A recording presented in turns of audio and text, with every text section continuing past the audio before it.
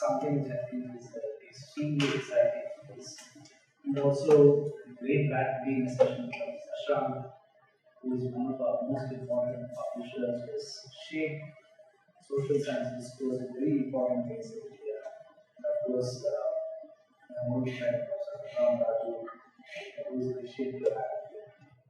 I'm sorry I could be there in the morning. I really wanted to be part of this discussion right in the beginning, but it's part of the best efforts of this here. And I'm very glad that we started able to be here. Now, I am going to. We have got activities and students from IIT. Okay, great. Okay. So that's lovely because, I'm going to speak about a topic which connects to publishing in a very important sense, but I will approach it from a slightly different direction. I want to approach it from a direction which sometimes scientists and technologists feel worried when they hear about it. And this is a question of excellence, a question of production of very important work in science, technology, and what I say is true for social science and others. This is a debate which can be taken in many different directions. So I want you to understand that when I'm raising these points, I'm only raising it in the context of the way in which we understand how science functions. It's not necessarily about how I'm going to do science. So it's going to be about how does science function and how do you evaluate science. So this has become, it's forget about great places like IITs and IISers and other places. In colleges today around India, there is a tremendous pressure on faculty to publish. Earlier, I'm sure all of us used to come of this phrase, publish or perish. And then somebody told me a few years back, it became publish and perish. It doesn't matter, you just have to publish, and publication becomes the criteria of any notion of research and also an academic research. So if you're looking at colleges where teachers teach for 20 to 30 hours a week, 20 to 30 hours a week in classes which have 70, 80 students, there's no mic, and you still have to be shouting and grading. Most of the time is going on grading, and yet they are supposed to be publishing. So there is an enormous amount of pressure right from policy, from the government, from all the science institutes, organizations, to raise this profile of publishing. So I want to begin with that. How do we understand this larger issue of publishing, the relationship to something called quality of science? When I mean science here, I include engineering, particularly because they are here. So the way we try and see this, the larger question is this: how do you evaluate science? How do you evaluate science in a society? And you might ask, why should I evaluate what science is being done in society? And the reason is very simple. You need to evaluate science because there's an enormous amount of public funds that is spent on science. So people are now beginning to ask across the world, there are certain notions of accountability which are related to science. And so people ask, well, if the government is spending so much money on something called science, then what is the quality of the production? What am I getting out for what the government is doing? And because it's part of the idea of public funds, this question has been raised in very, very different forums, as I said, across the world, much, definitely in India, in a lot of places, although not as strong. So one way the government and the science institutions have decided to evaluate the quality of science is to evaluate publications. So you look at publications and see how many publications do you produce, what is the quality of the publications. So which I'm sure all of you are generally aware, but I want to give you some figures which will put this in context.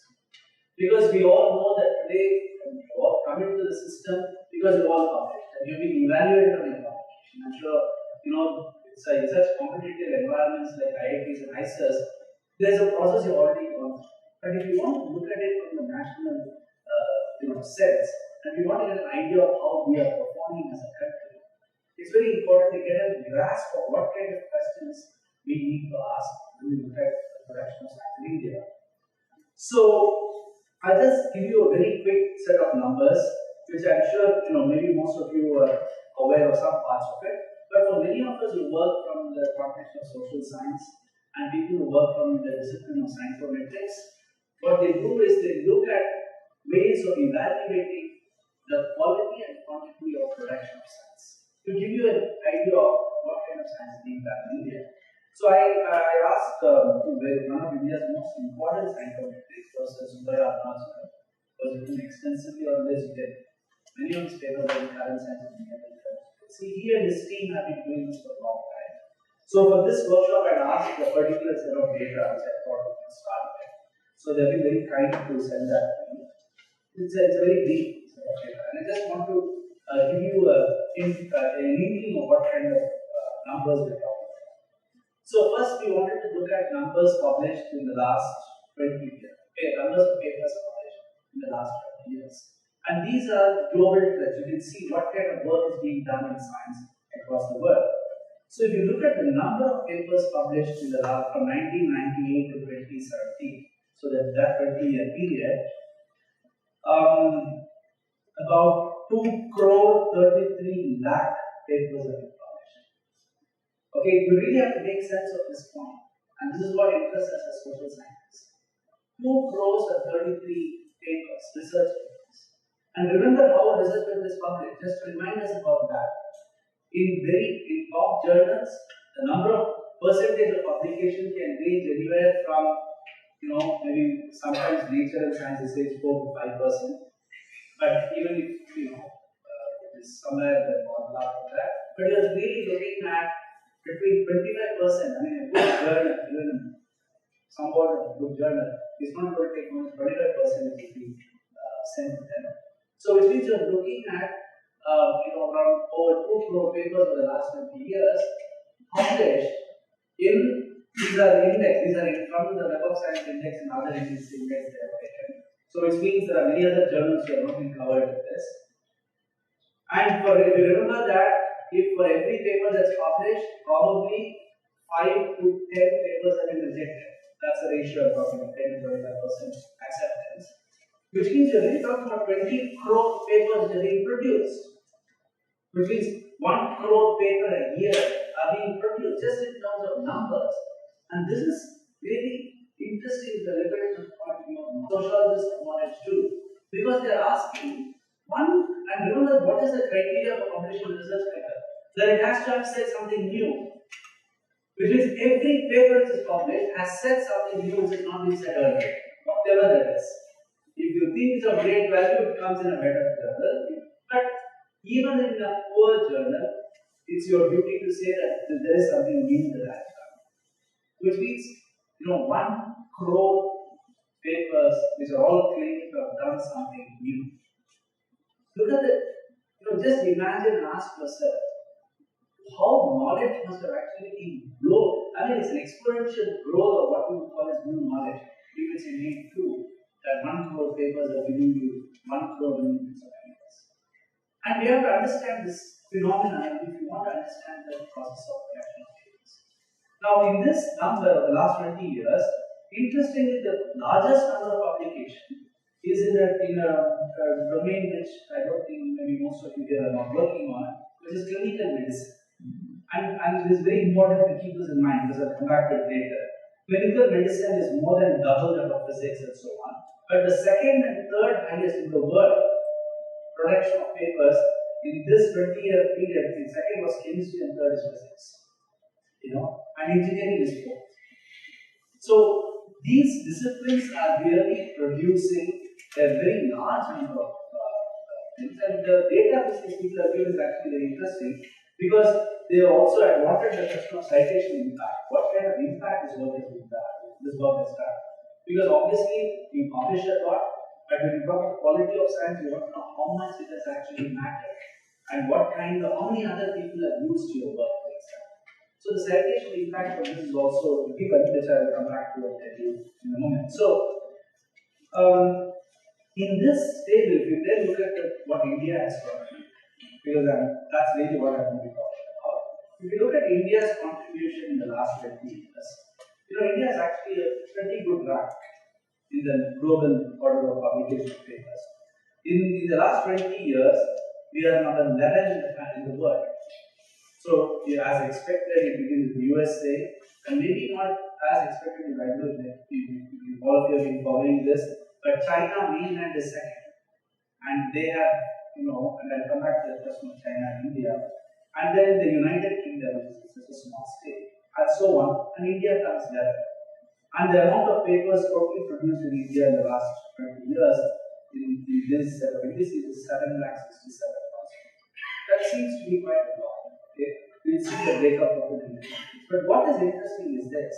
Next to India is South Korea, okay, which is not much difference, nearly 7 lakhs.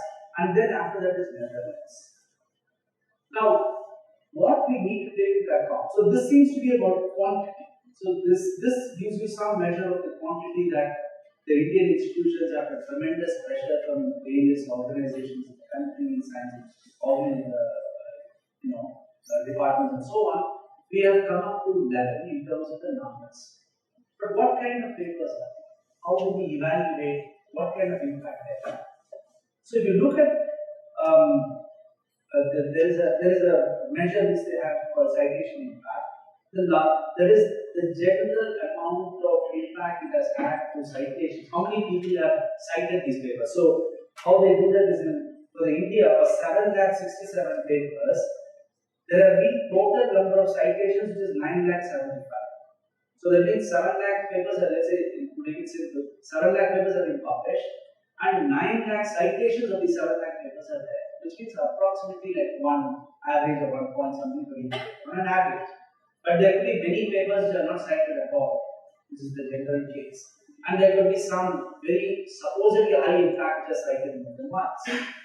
But what is interesting is, if you look at the citation impact of the Indian publications, it is 12.72. That's citation impact in their measure. It is less than every small country below us. South Korea publishes less, but its citation impact is more. Netherlands published nearly 1.5 lakhs paper less, but its citation index is 31.2 compared to India's 3.2. This is something very interesting. All what you see as the more advanced societies in some sense, which also by the way includes Israel, whose production of papers is less, but its citation impact is much more higher than it's about 26 or so. And to me, in this picture, there are two anomalies. One is the fact that we are doing pokey on publication. If you think being learned in the world is good, not really when you look at the kinds of countries which are below and above us, much smaller countries. So we're really looking in terms of numbers here. Okay, it's not about quality here. Then you look at the quality of the work, which is the citation index, and there you find we are still very low. We are lower than most of these countries which are much smaller. But very interestingly, we are comparable to China. This is a very interesting question which those of you who are interested in how science is published should look at. Because in fact, the Chinese one is just a little more than us, it is 13.46. Compared, as I said, to Denmark, which is 13.55 and so on. So this is one measure. This is something interesting for us because as social scientists, you can actually see some patterns of what kind of papers we publish, what kind of papers we cited, what is the larger social politics of publications. So, this kind of data is useful in some sense. But there is another worry, and this worry was something which the government had flagged earlier. Many of the people who have evaluated science in India have been flagging. It is the case that our publication over the last 10-20 years has increased, but nowhere close to what has happened with many of the Asian countries, including South Korea. The very telling number here is when you compare India and China. So India and China in 1998 both had almost the same number of papers. Till 1998, yearly production of papers was almost the same for India and China. And now in China, it has gone up to, it's now 5 times more than India. Just in terms of numbers of publications. And China has done something very special. When I come down at the end of the class, what really makes publications possible? What is the culture of publication which is needed? you will see what China has done and what India has done. You might ask, but why should we be worried about whether we should be publishing so much? That's a different question.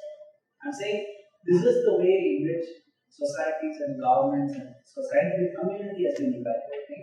And if you look at this evaluation, we have to ask the question: what happens that from 1998 to to 2017, the number of papers are published in India in spite of the growth of an enormous number of institutions. These are all very new institutions, but like this, there has been a sufficient amount of growth within the institutions and growth of institutions, and yet our total production of papers for the last 20 years has been comparatively much less. Not been sufficiently enough, especially if you compare it to something like China, which is now 5 times more. So that is another question you want to take into account. But then if you say, well, that's just about quantity. All you have to do, China has as many people as India have, so I'm sure there are enough people who are producing papers. But then you look at the quality, the question of quality. And if you look at that, one of the indices of the measurement of quality is this. So, in this table, I have number of papers in top 1% of highly cited papers. So, in the last 20 years, you take the most highly cited papers. And generally, very highly cited papers have had significant impact. That's the work that other people have followed, and it has had various kinds of impact. So, take the top 1% of all highly cited papers in the world in the last 20 years and ask how many have been from China, from India. So that's one measure of major impact, right? And if you look at that, what it shows you is that, for example, in 2017 last year, number of papers in top 1% of highly cited in China was 4,868, nearly 5,000, and in India it's 534. So there's a 10 times nearly less amount of the quality of those papers. So it's not just about quantity. So in fact, this goes back to some very important observation for people who are studying science production, knowledge in science, research production, which is that quantity does not always mean good science. But more quantity, there's a better chance that you may have some quality. It's like, you have a population in which a large number of people are playing cricket, definitely the chance of 2-3 people are very good increases. That's but so if you look at this kind of numbers, what is happening in terms of quality, in terms of the high impact. So people have done this kind. I don't have data here, which you can easily get. The number of publications by Chinese in nature and science have been phenomenally higher than what is happening among Indian scientists. And eventually, all of you as a community will have to ask the question: is it really that important? Should we worry too much about it? But as long as you're playing the game of global science, you cannot bypass this question. If every note, that's why I began by pointing out even colleges in India are being forced by the UGC to come up. Why colleges? The rule now we have, I don't know what the rules here are for PhD, but the rules for PhD for universities and colleges in social science and humanities students is that they have to have 2 papers published before some thesis submission. It's a rule which, in social science has been really very difficult to follow because many times they do 3-year empirical work, they run class. For example, my student Nias, they have to do it, and we make sure we work with them that they get done. But you're talking about across all the universities in India. You're looking at all the small universities which do not have the kind of infrastructure enterprise, may not even have seen half the journals, by half, 90% of the journals. Just today, when I was coming from Delhi, I saw the news that JNU's library budget, they have cut down from some 17 crore to 2 crores. Just because they said, why should we be getting all the journals? So the students are protesting or something.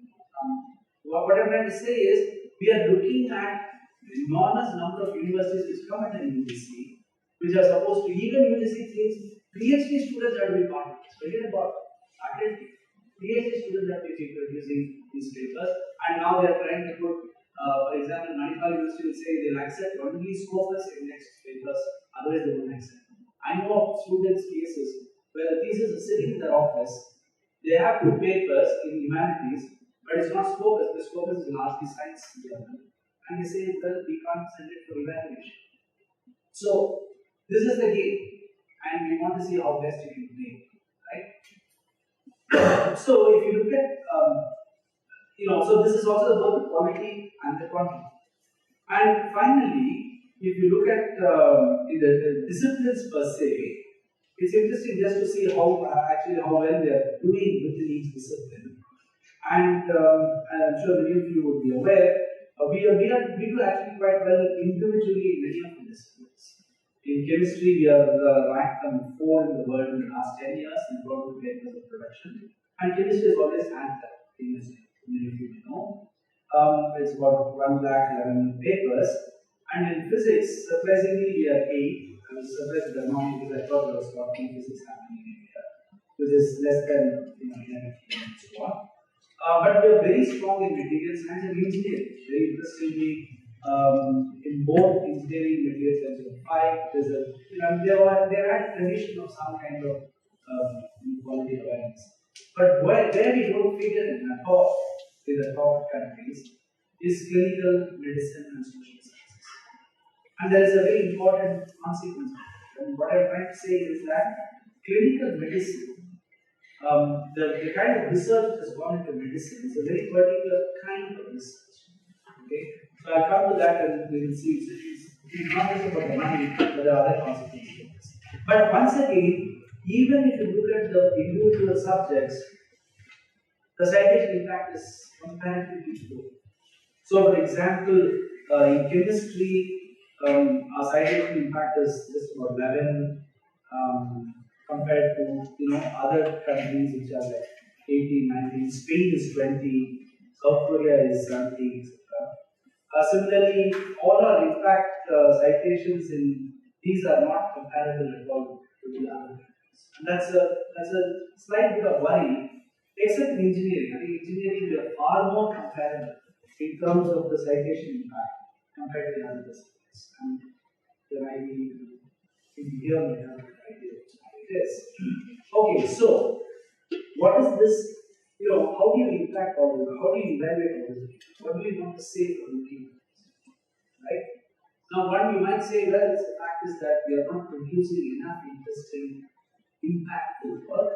Or two, you might say, like it has been said, including Sundar earlier, that papers published with an Indian address don't attract as much attention as papers published with other addresses. So this is the larger social politics of it. I think when we are trying to see how to improve quality and quantity of papers, I don't want to use this because we acknowledge it, we recognize that there's a little bit extra work you need to do, and we also know very well that a lot of papers become very prominent when more people take it seriously, read it and work on it. And very important papers in many of the disciplines are not complete papers, very highly cited papers. They are papers which sometimes set out broad outline with one specific manner of approaching it, and then various people around the world fill in the gaps. And Indians have been, largely science establishment has been very good at filling in gaps. So, this has other consequences. In the sense, this can be seen as a socio-political. In other words, the question which people often ask is, how often do all of us as academics sitting here read our colleagues' papers, cite our colleagues' papers? How confident are you that when you write a paper, you want to draw on somebody's work and build on it and refer to them? How often would we feel comfortable just doing it among many of our things? And that's what happens, by the way, in these strong networks in big American universities and so on. So then, how do we then evaluate? One, you might say, let's forget this politics of papers. Then you can look at the larger problem of the question of awards. And very recently, I'm sure all of you know about this, that there has been no Fields Medal awarded to anyone. And the Fields Medal is equal to the Nobel Prize. Right? And this year in 2014 on Nobel Prize, everybody said they are Indians, one is not. He's a Canadian. So some people in the government are actually quite happy about it. And they started referring to it as one more, after 2014, suddenly you have another person. But all references to Akshay Venkatesh in the official Peace Medal announcement, in the news report announcement says the Australian mathematician Akshay Venkatesh is the Peace Medal. It's not like that.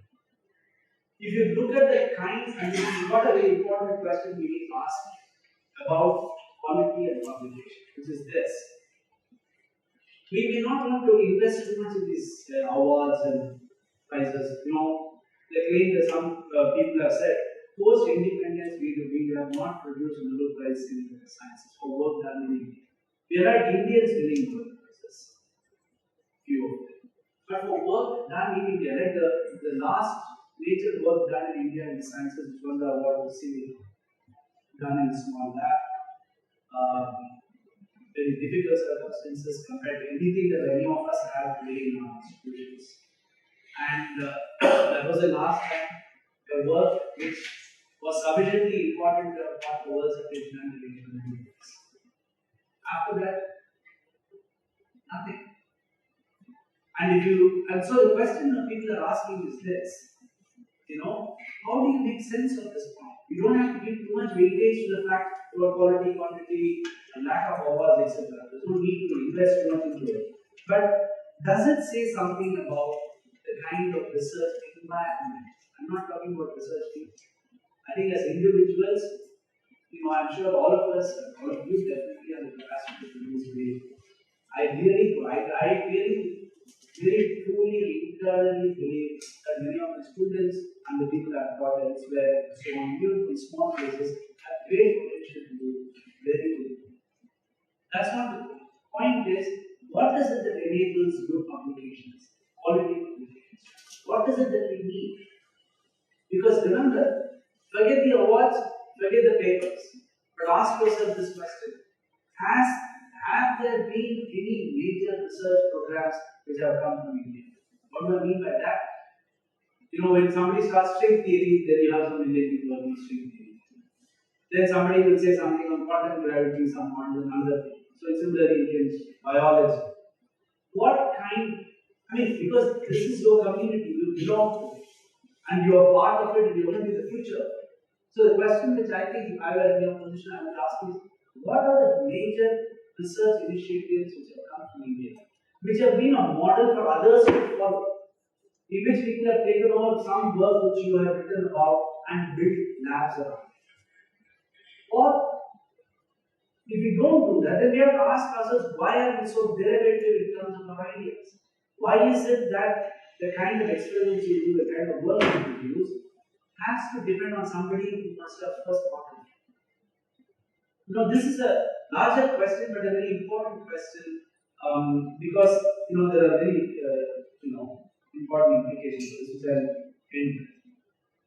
Okay, this is one way of looking at the evaluation of science and say, well, research, impact, but you know, one of you might say, this is not necessarily the best way to really know whether quality science work has been done. Another way to evaluate quality science work is not in terms of communication. There are other parameters of excellence. You could say, well, let's look at the impact on society. Some countries have done this. So the emphasis on evaluating science and whether so much money should be given, etc., has been reduced to looking at the impact on society, working with the local environment, and so on. However, suppose let's say I grant you that, and I say, well, this is all a global mafia.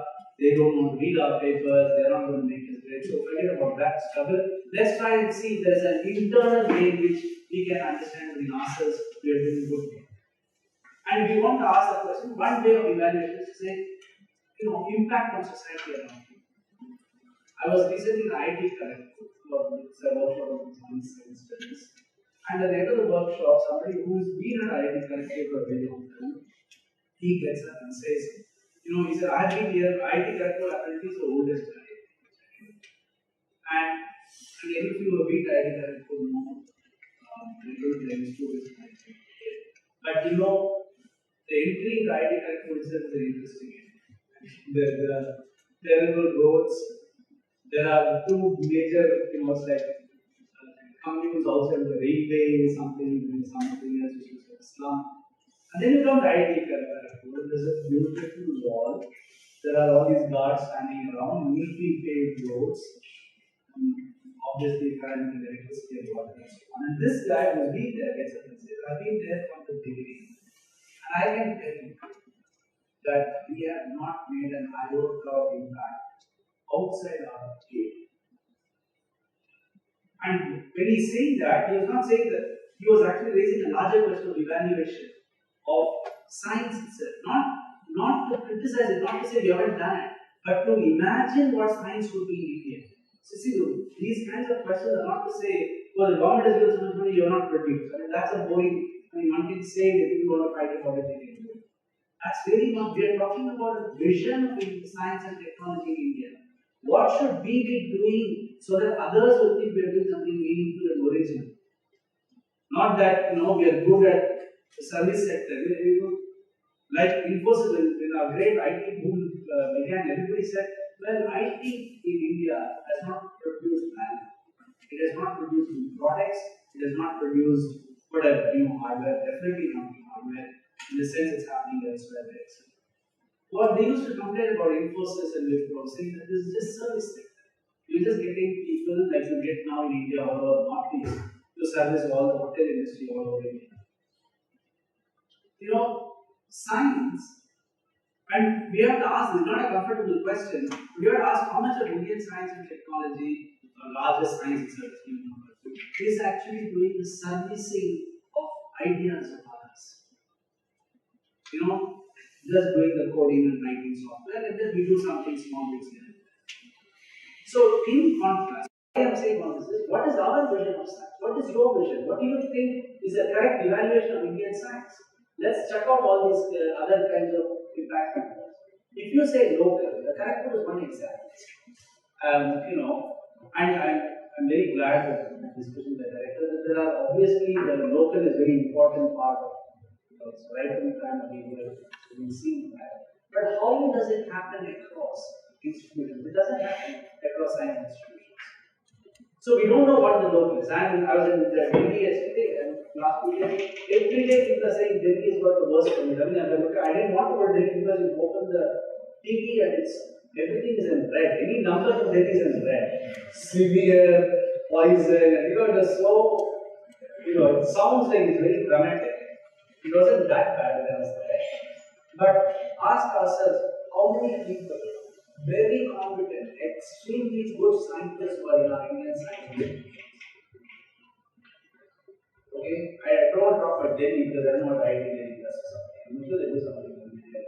But I can talk to you about Bangalore, which is at some time English called science capital. I don't know if it's called science capital. There are a lot of these science institutions, very well-known science institutions. We have had the worst garbage problem in the world. There are people dying of cancer outside Delhi because they've been dumping garbage there. We have a terrible road system, and today it's unlivable because of traffic. The amount of people who have this pulmonary infection, Bangalore always bad for allergy. It's got much worse. Children are doing these coughing things now. And we have so many science establishments, they don't think it's important enough in the vision of science and technology to say the local is important. It's not that you reduce all of science to solving the local. It's reducing the largest science, visions of science, creating new visions of science in order to say what does it mean to do meaningful quality science. Okay, I'm sure this is something which many of you vigorously disagree with me and they're happy to talk about it. But I'm saying this is a question which the larger public, like Arnav says, what is it? The nation wants to know. This is really the nation wants to know. Where are we going to go? At one level, when they had problem with the road building, we went to Malaysia to come and build our roads. What does it mean for us to be there doing science? What does it mean for other countries to be doing science? And this is the point I'm trying to say. This is a lesson from the history of science, a very important lesson. Some of the greatest contributions in science, the establishment of the best science institutions in the world, have come because those societies began by the problems which come from the societies, not problems which bother us in India. It's not just in engineering, because I'm sure there are many examples. I'm talking even in theoretical imagination. You also know, I presume, or if not, it's not a very good story about science, that a large amount of science discoveries, inventions, particularly in applied science, have come as a byproduct of war efforts. The mobile technology of today is a classic example. Its indebtedness, as well the email itself, as I'm sure you know, the whole story of ARPANET is basically a means of defense communication, begins with that. The mobile communication is deeply driven by the virtual Gulf War. The very good accounts which historians of science have shown how the technology we use today is being drawing from particular kinds of social processes in these countries. So what kind of science will come from the social processes of our country, of the kind of world we inhabit? And how do we understand that? How does it become vision for all of you to do? So, the example of lack of research in clinical medicine is a very good example, and the social sciences. The clinical medicine is one which really bridges between, the local, the impact of science on the local at an immediate level, and doing science within, these ivory towers. We don't do that. And part of the reason is the reasons for clinical medicine. At least for a lot of them are very highly intensive, experimentally intensive, very highly funds, etc. But even in these kinds of certain kinds of theoretical biological models, is very little done within our big medical schools. And medical schools don't do research in the way they should do. The fact that social science research, lack of it, is a major problem. And it's a big problem because we cannot envision a good quality science institution, a good production of good quality science without production of good quality other things. Okay, I'll say a little bit more when I end this. So then this is one kind of evaluation of science, one kind of vision of science. And the third one could be, if you say drop both of this, you could then go and give the example of in this local thing, you give the example of a very good institution in India, DAE, ISRO, DRDO, CSIR, lab, which do particular kind of work, and so on. But there is a tremendous tension between these institutions and the science establishment. We have produced a cadre of competent scientists, potentially competent scientists.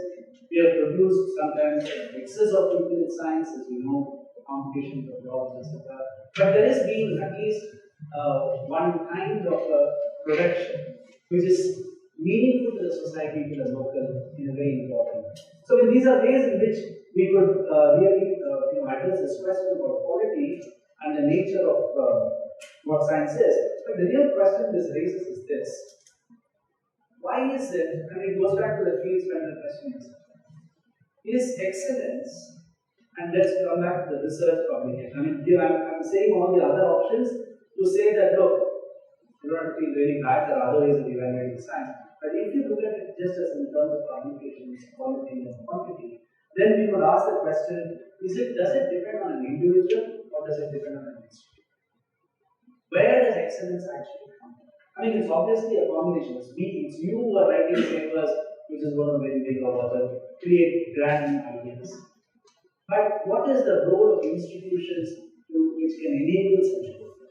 Because why is it that students who come from really, so-called bad universities go abroad and do very well later in university? Today, if you look at the larger academic world, definitely in the US, increasingly in Europe, you find a large number of Indians who have studied, over the last 20 years we saw post-digitalization. Earlier, at least, there was this IIT thing, known gangs of IIT guys. After 90 post-digitalization, we have seen enormous number of students going to small colleges and universities. And there are many of them who just land up there. Many of them have gone on to do very big stuff. In fact, one university I was deeply associated with here before I came back to India was Manipal University. And Manipal University suddenly has a very high prestige value because the Microsoft boss and Nokia boss are both from Manipal Institute of Technology. Even IITs can't compete with those guys. They have put a huge poster in the Manipal. the Satya Nadella, the Nokia fellow, somebody else. They are the main people there. They are all alumni of Manipal Institute of Technology. They probably couldn't get in IITs also. They're probably doing much better because of that. I don't know. But what I'm saying is that this is a question we have to ask. Is it about institute? What is it that these people go out and do so well? What is this process? So is it saying something about how science is administered in India? Not about scientific creativity, scientific production. One of the important things, and that's why people like Dr. Shashank are so important, is that in India, in social science, I can tell you, social science and humanities, I remember when I first wrote my first book 18 years back, there are no publishers in India. You had to go back, and Indian publishers, only was doing very little very niche thing. And you had to send your manuscript everywhere around the world to try and get published. Today, thanks to this very strong publishing profile within India, many Indian academies have an opportunity to publish. And remember that the trick is getting published. You become famous, the work becomes famous only first it's published. Very often you make a mistake that only great work gets published. It's actually not true.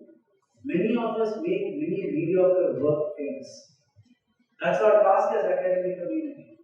In a sense, I'm not saying mediocre work in a negative sense.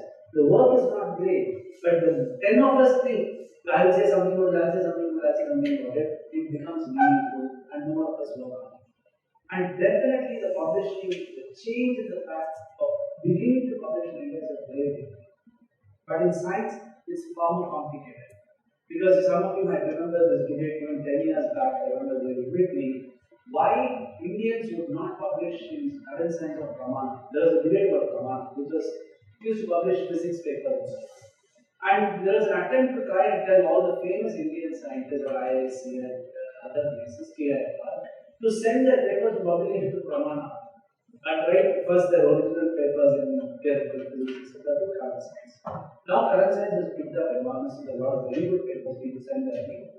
I don't know what's the status of Pramana, I haven't seen, I don't know if they're even publishing it. But there was a strong resistance, the Indian scientific community refused to publish it. There are these, this is a larger question, and people have been asking this question. So we need to ask, what is it then? Is it about institution? Is it about individuals who want to be creating this? And let me just end with this, in the next 5-10 minutes, on what I see as the structures which enable excellent information. Which I there are two things. One is about the individual process of creativity. And there's been really very interesting work from psychology and other disciplines which are studying human creativity. And very briefly, I just want to say one point about it. This is a question, as I said, we've been asking for a long time. Why are we not using these really world-beating science, in spite of having so many good people in our institutions? So one of the process of creativity, so there's a model called the flow model, the 5-step process of creative thinking. And in this process of creative thinking, they did this, it's actually an experiment at Stanford by a big group of people who interviewed very closely people who are in literature, in science, in technology, some of the most innovative engineers, management specialists, etc. And asked them and they tried to map what is common to all of them. And what they found very remarkably was the creative process was seemingly common to all of them. And the creative process, they then map it into these 5 steps. The first step was what is common to all of them is a deep immersion in the problem. A complete immersion in the problem to the exclusion of everything else, the exclusion of family, society, department, etc. It's a kind of a complete immersion in thinking about the problem itself. And the second part, which scientists know very well in their own practice, is incubation. Forgetting about that and not thinking about if you want to solve the problem, the person was a famous engineer, I don't know his name, who created the avionics and the engine system for jet engines and so on. The US has a very famous saying in this interview. He says, if you want to solve a problem, then forget it. Which means you first are so deeply immersed in it, and then, and we're talking of really these creative jumps, right? And then when the answer doesn't come, he says, just forget about it and go on with your other part of your life. And the third moment of this, which is common to many of them, is the Eureka moment, the famous insight, the idea of an insight coming. Now, what is interesting is this: all these three don't depend on whether you're Indians, Africans, Americans, or Germans. Thoughts don't depend on who we are. Thoughts come. The Eureka moment, if you look at the kind of stories in the development of great science, many work which has won Nobel Prizes, many of them have come from these Eureka insight moments. They have not come from just sitting down and doing something at that moment. But the problem about the Eureka moment, so when you look at the lack of all this great work from Africa, Asia, and all that, it looks very odd. How come we don't get the Eureka moment? Why don't we always, like one famous, the form of a social science is saying, it might sound rude, but it's actually very clever. So the question they ask is, why is it only these white males seem to be getting these insights? Eureka moments. Because they are the ones who very well to do it. So the point is, it's not that Asian Africans don't get it. It's not that all of us don't get it. Because the next step to that point is so important. When you get an insight, be self-evaluated. You evaluate it and say, hey, this is a very good idea. If we go against the grain, if we go against any other theory that we know of, but a self-evaluation means a great sense of confidence. And this is what, interestingly, in my own the discussion with a lot of scientists like IIT, math science, and other places, when we ask them, what is it that you think is stopping this growth of great science coming from India? They all said something very common, very interesting. They said it's lack of confidence. That even, they are all very well established scientists, and they are not, they have done a lot, they're very confident, they're very well acknowledged. But the jump to that level, for them, was not about confidence. Nobody is saying we don't know how to solve this equation or we didn't know how to get the idea. It is the lack of confidence, that nature of self-confidence in yourself to say, this is a great idea and I'm going to do it. And all stories which do this, which explain how this is done in so many cases of great science, will always point out it's a very difficult process, because once you have confidence, you work on it for the next 1 year at the exclusion of everything else you know. That's where the institution comes. An institution comes into the process of quality production of great work in giving you that space to recognize two things. One, that you can think of radically different ideas without taking the same path out. And two, that you need the space and time for you to be able to produce that kind of work, and there has to be some emotional. This is a story which we know well, because we have also seen other counter cases where people have often said, somebody has sat for 3 years in an institute and said, I'm thinking of a great idea, and nothing happens, even after 5 years. So it is a problem, it's a very important problem in administrating institutes. But this is where the institutions have to take a chance on people. And these are evaluations of people, what you really think they're doing have to be very different in order to inculcate the culture of excellence in terms of research excellence of this kind.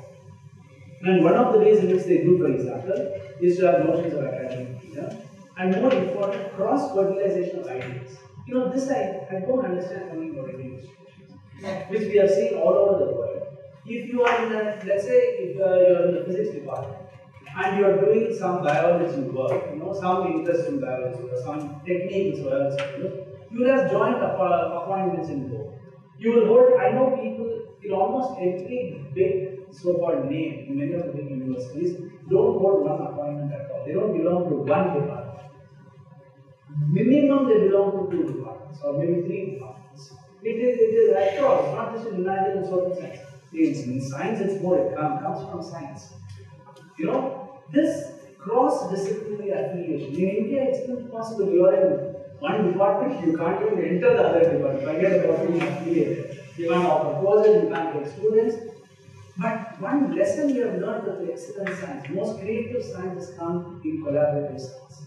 And that's something which we cannot get out of, because there was a very nice graph I saw recently of a scientist who was showing us this, that he was just plotting the amount of papers which are co-authored in science compared to individual authors, a small number of authors. The graph goes completely towards co-authoring, the number of collaborative work. It is no longer, it's very few, maybe still one or two string theory, somebody or mathematicians still work by themselves. But science as a community activity has become completely collaborative. And many times, some of the very good, you can go look at nature and science and ask yourself what makes this paper so great. You will be surprised, first of all, that almost all of them will be collaborative. Very often the collaboration is across departments. They're all not sitting in the same department. What I'm trying to say is, great publications and having cultures of excellence of publications is not just about this eureka moments and all of us sitting and reading to that talk. You can institutionally, as a group, socially work towards it in various ways. Okay? And so finally, another point which has also worked, this is not programmatic, I'm trying to understand why certain universities have this high profile of quality and publications, which I have found one of the very useful things is that many of them say that, again from Indian science study, and we are those science institutes engaged with, would say that you spend a lot of time writing for grants, getting funds. The bureaucracy in science has become quite it's difficult. Nobody says it's going to be easy, especially when you're getting money from the government. So many universities now across the world have, funding departments, an office of project writing, something like that, where you have dedicated people who will sit with you. I just have to send them. We did one I did a collaborative thing with a group of 6 Canadian universities, a major science project, science studies project funded by Canada, SSH, it's a huge grant. Everything was done. We hired a person who was a doctorate in some of these disciplines, and her task was to help do the whole writing the application. You would give content and so on. Everything, including budget, line, engaging with them, writing emails, working with them. And that's a separate office of the university whose only job is to work with the faculty and say, you give me an idea, some content. Our job is to work with you to try and raise funds. And this is a very important point for Indian science. I heard Professor Bhaskaran was here, and Bhaskaran is a very good, in a DNS he gave a talk recently. This is a very paradigmatic shift of understanding of science. What he spoke about was that science in India has been too much dependent and funded by the by the government. So he was talking about a private-public model for funding science. Engineering has always been doing it at some level, comparatively. But he was talking about the larger things of all science institutes coming up with a private. He was giving the example of the Perimeter Institute in Canada, which is apparently doing this, etc. So there are. We discussed that later. Oh, he did. Okay. Yeah. So that's it. What I'm saying is that there becomes like different models for getting funds. So there are a lot of funds, that there is availability. It releases you from certain constraints of government and so on. Then the other thing that is so these institute mechanisms for me, as I said, are so central because the thing which many of our universities do, and this like IIT are probably exceptions to some extent, is to have vibrant PhD student journals. And I think that is really something which we have found very difficult to bring in the Indian context in many institutions.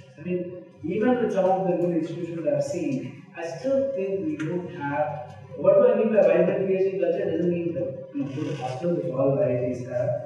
I was in IIT Madras, the best thing about it was the hostel. The food was, phenomenal all the time. I had cousins coming to IIT Madras to eat, not to meet me. They are not eating to hostel. Now what I'm saying is that one of the important stuff, which we do now in social science, is we do writing workshops. A lot of scientists think science writing is not about writing. Social science is demanded, of course, not. But one of the things we do for science students is this. Notions of learning to critically evaluate It can be critical evaluation of your teacher's paper, or the project, or some other papers. So, with particularly young faculty and students, I think that idea that inculcating that whole culture of actually bringing a very critical response to other pieces. I mean, today, as I'm sure Dr. Shashank will tell you, journal evaluation in India is a huge problem. Even when you send book proposals or papers, I know it's true across disciplines, because I have spoken to some editors from science journals who also say largely it's a problem. Which is, you will have people replying back to your journal article which has been sent for evaluation by saying 2 lines, yes, it's very good, or no, this is wrong, I disagree with it, that's it. But you look at a good critical evaluation. I've seen this happening with books, where somebody sends a book of 90,000 words, somebody will write in 4 lines. I think this point I disagree with.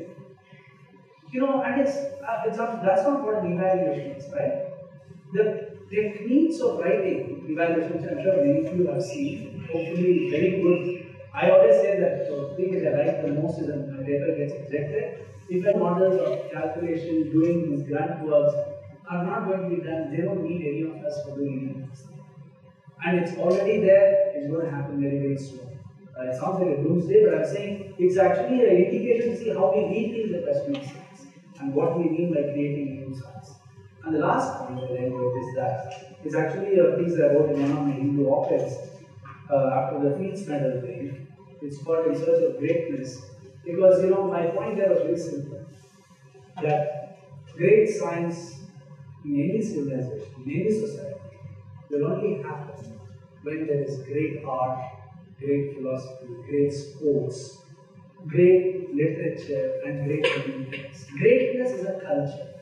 It's not just about saying, I'm going to be great. I mean, you ask this question, and all of you know, most of you are probably from some of these big universities. You go to Harvard and ask the physics department will be very good, but so is the maths department, but so is the sociology department, so is the history department, so is the philosophy department. A culture of excellence comes in this kind of conversation. It is an environment. It's not about one notion of one tree which will just come up and yield great flowers when the whole thing is a desert around you. And I think India is ready for this, because Hyderabad is a great example. We are now producing some of the great world beaters in badminton. Chess is another great example in India, where there were nobody 20 years back, when Vishwanath Anand became the first grandmaster in India. Today there are 13-year-old kids becoming grandmasters. India is one of the powerhouses of chess just because of certain kinds of, inspiration, mentorship, and growth. So I think, definitely, I have a lot of hope for this institution with the vision and seeing how, this kind of larger engagement of science and technology with the world, with culture, art, and other disciplines is extremely important. I know IITs began with a hope for humanities departments in IITs and ISERs, but largely, as we were also talking, has been a big disappointment, because it is difficult for social scientists to survive in that science environment. Because, not for anything else, scientists genuinely don't understand what social scientists do. They think we talk too much, like a teacher. They think we don't, put anything on PowerPoint and show, I purposely don't do it. So yes, we are different creatures, but I think kind of a dialogue, which is what IITs and IIT school have done, was we should have actually let at least a very, very creative work.